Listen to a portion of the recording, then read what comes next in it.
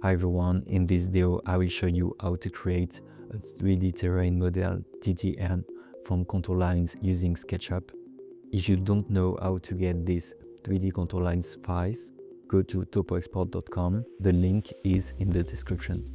Let's open SketchUp and click on Simple Template.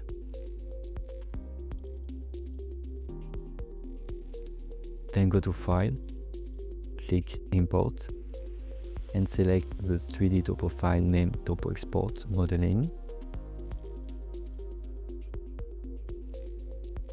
And there we go.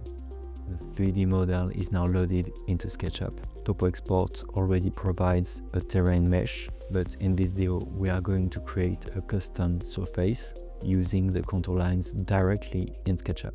First, let's turn off all the layers except the contour layer.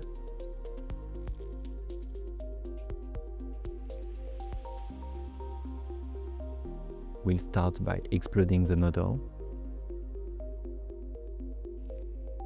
We will use the sandbox tool for this. Click on Form Contours, wait a few seconds, and just like that, all terrain model is created. Thanks for watching. Don't forget to subscribe for more tutorials.